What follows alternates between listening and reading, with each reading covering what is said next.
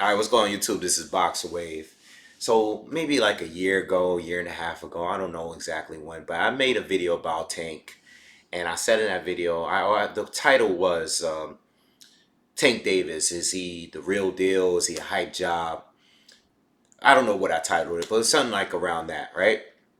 In that video, I pretty much said like I think he's the real deal, and I still believe that. I think he's legit, like super talented. Like I love watching him fight. Like he reminds me of a lot of great fighters, Very, very explosive, powerful, um, technical ability, all of that stuff. I like Tank. I really like Tank. Like I like watching him fight. The only problem is I just want him to fight better people. I want him to do that. And I don't know what's going on, but I just don't like his handling, you know?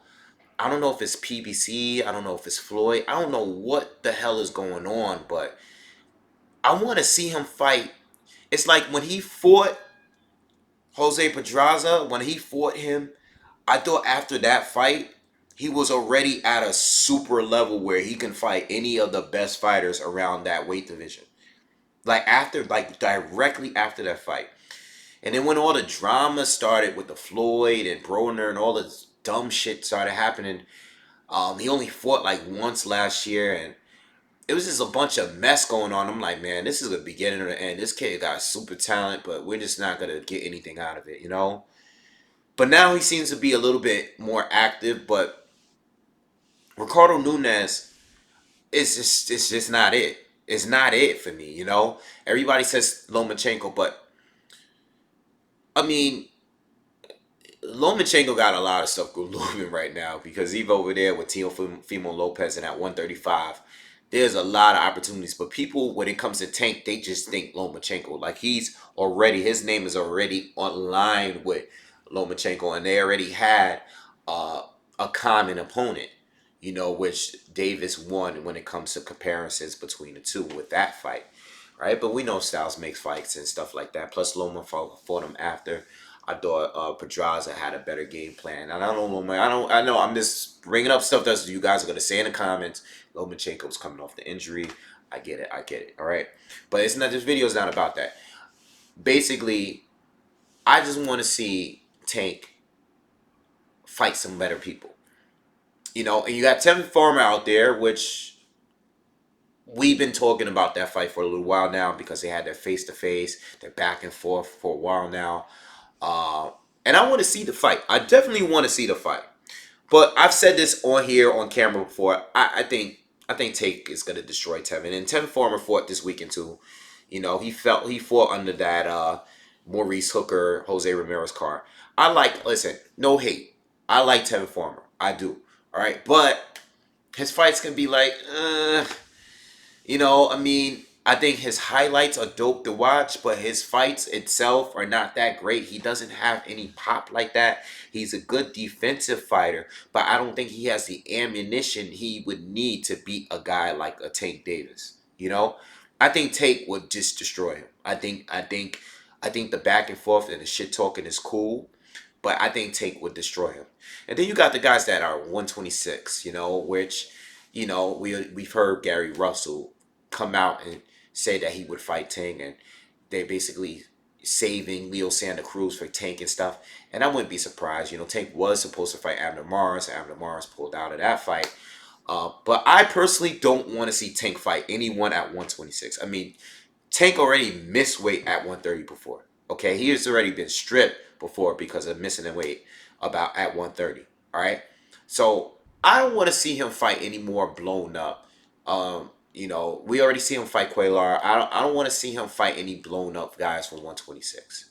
Because a lot of those 126 fighters were fighting at 122 at one point. All right, so I don't want to see Tank fight those guys. I think Tank would beat all of those guys at 126. I mean, including Gary Russell Jr. I just he would destroy Gary Russell Jr. in my opinion. I could be wrong, whatever. Not a bad fight, but I don't want to see Gary, you got work to do at 126. I don't like when guys have one title and they want to go up and challenge the next best guy in the other division. it's not, well, let me not say I don't like it because fighters do all the time. But what I want to do, when I want, like, I care more about winning, beating the best and unifying and becoming undisputed in the weight division before moving up. Like, I want to at least prove that you're the man in your division first, and then we move up. And that's the issue I have with Mikey Garcia. That's the issue I had with Kell Brook. That is the issue that I've had with other fighters that move up in weight and jump divisions and stuff like that. Man, prove what you can do at your division. I think Terrence Crawford was unified at 135. He became undisputed at 140. He went to 147. He's screwed now because no one on a PBC for a guy is going to fight him. But yo, you guys get my point. All right. So when it comes to Tank, I want I would love I would like to see him fight Former. But why doesn't no one bring up Miguel Burchell like he doesn't exist? I think, even though I think Tank would win, I think that's the most credible person at 130. Uh, I would like to see that fight. I would like to see that. I would really, really like to see that fight. Um, I think Miguel Burchell is better than Terry Foreman. I think Miguel Burchell will beat him. You know, I would like to see that fight more than Terry Foreman thing. I think the Terry Foreman thing makes more sense because there's some bad blood there. But Miguel Burchell is a better name to have on your resume than Tevin Farmer, in my opinion. That's just me. So that's the fight I want to see at the most at 130. But Tevin Farmer fight is also great too. That's the second most, biggest fight I want to see. And now as far as Gamboa, I understand he got a good big win over, easy knockout win against, Rocky over the weekend as well under the Gervonta Tank Davis. But can Gamboa even make 130 at this point in his career? He's a lot older. I'm not mad at that fight though. I would take Gamboa over anyone at 126. Period. I would take Gamboa over anyone at 126 without a doubt. Can he make weight anymore? Okay. If he can't make weight, are they gonna fight at a catch weight? You know, I'm not mad at the fight. I'm not mad at the fight at all. Gamboa only officially has one loss. I think that's a good matchup. I think Gamboa, even at an older Gamboa, is still very fun to watch. And not for nothing, I know, the win that he just had wasn't the biggest win in his career. It's not the biggest name or whatever. I get it. But I think Gamboa still looks good. He still looks very fit. I believe that I think he weighed in like at 134. So, I mean, Gamboa should really be fighting at 135, at this point. Um, but I would like, I wouldn't be mad at that fight. Like, if Tank were to fight Gamboa, cool. But I would really want Tank to fight Terra Farmer or Miguel Burchell, just because those are the other champs in the division. And Gamboa is also cool. But me personally, I'm not really digging the guys from 126.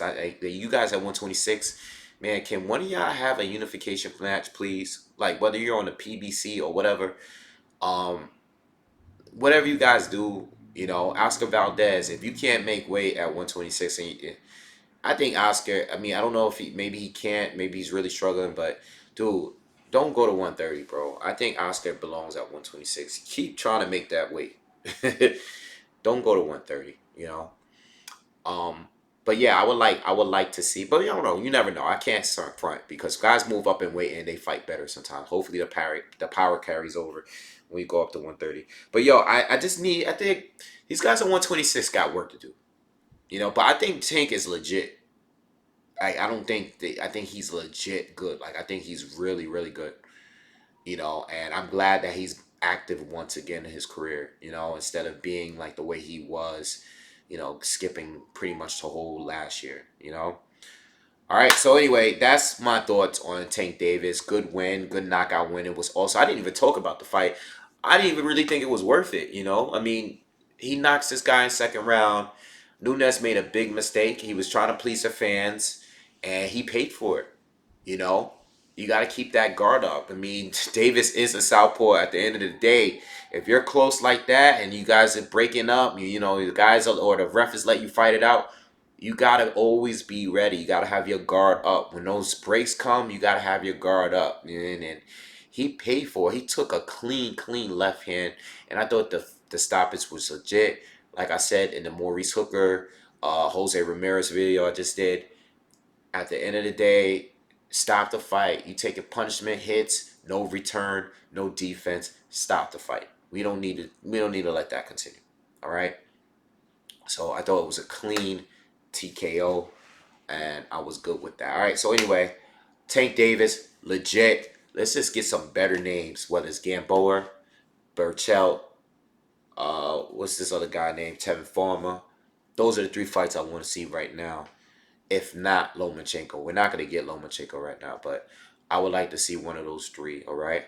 All right, so that's it. Peace.